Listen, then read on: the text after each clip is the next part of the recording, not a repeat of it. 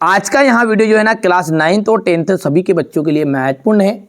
अभी हाल ही में जो अपनी एग्जाम चल रही है हमारे क्लास 10th के बच्चों की, आज मैं जब ये वीडियो शूट कर रहा हूँ, आज दिन है आपका 5 फरवरी।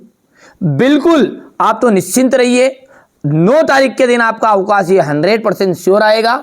लेकिन ऐसा नहीं है कि 10th के लिए ही है, 9th वाले बच्चों के लिए भी इंपॉर्टेंट है और हर साल आता है। देखिए 2024 के लिए भी आएगा, 22 और 23 हर साल आता है। ठीक है, आप घबराने की जरूरत नहीं है। चलिए पूरा तरीका भी बताऊंगा। देखिए अवकाश याद करना बहुत बड़ी चीज है, अच्छी बात है आपको याद है। यदि आपको लिखने का तरीका नहीं आता है ना तो 4 में से 2 नंबर मिलेंगे, ये गारंटेड है।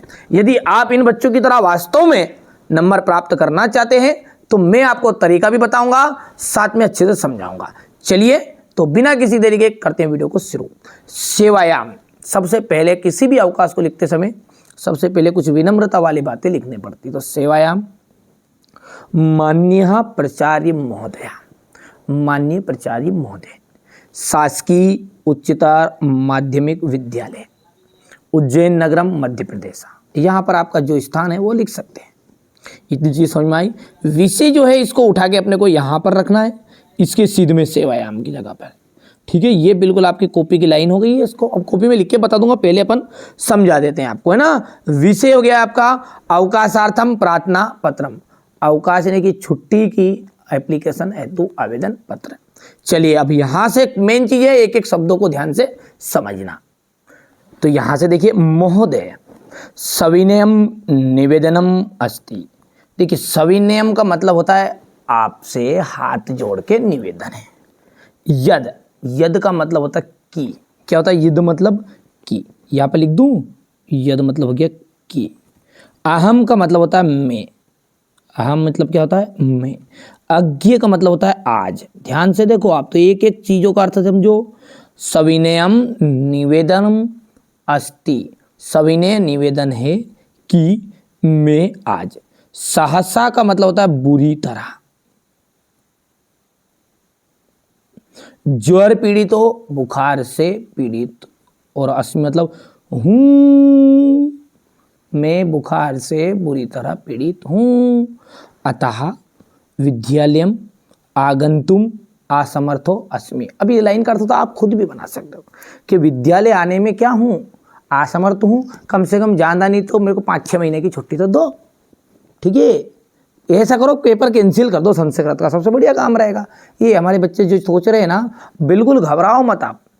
ठीक है, 9 फरवरी के दिन आपका एग्जाम है ना संस्कृत का, और मैं दावा डंके की चोट पे कहता हूं कि हारे का सारा एनसीईआरटी कोचिंग हमारा।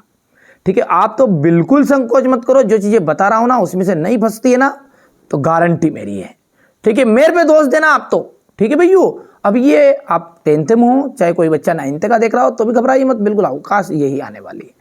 ठीक है, अतः विद्यालय आगंतुम असमर्थो अस्मि, विद्यालय आने में मैं क्या हूँ, असमर्थ हूँ। कृपया मम 5 दिवस नाम, कृपया मुझे 5 दिन की अवकाशम स्वीकरन्तु, 5 दिन की अवकाश देने की कृपा करें। भौदिया शिष्या, एक शब्द यहाँ पर ध्यान देना है अवकाश लिखते समय। यहाँ जो है, ठीक है, यहाँ पर है लड़की समवृद्धि, और हमारे भैया जो है, ठीक है, वो उनको लगेगा विसर्ग। जैसे नीचे वाली एप्लीकेशन में आप देखिएगा, ये शब्द बहुत ध्यान देना है। लड़के हैं तो भाई साहब विसर्ग लगेगा, बड़ा की मात्रा नहीं लगेगी। यहाँ से देख लो आप, रवि ए भवंताम शिष्या, शिष्या, ये भी शिष्या है और ये भी शिष्या है। लड़की का नाम आएगा तो बड़ा की मात्रा आएगी। देख लो, ना तो भौदिया में है विसर्ग ना शिष्या में है, और यहाँ पर दोनों में ही क्या रहेगा, भौदिया शिष्या। और आगे बता देता हूँ उसको समझने के लिए आपको। यहाँ पर समझो, आप कहोगे कि वहाँ पे नहीं था, यहाँ पे देखो भौदिया शिष्या, लड़के का जब नाम रहेगा तो दोनों में विसर्ग रहेगा, शिष्या और भौदी दोनों में। यहाँ पे सार्थक भारद्वाज लिखा हुआ है, ये 1 नंबर काट देता है यहाँ से। ठीक है, और बढ़िया से करो। फिर अपने को दिनांक है तो दिनांक बच्चे के मन में शंका थी, संस्कृत की भाषा में लिखना, नहीं हिंदी के में भी लिख सकते हो, कोई दिक्कत नहीं, आएंगे नंबर, बिल्कुल भी आप तो संकोच मत करो ना।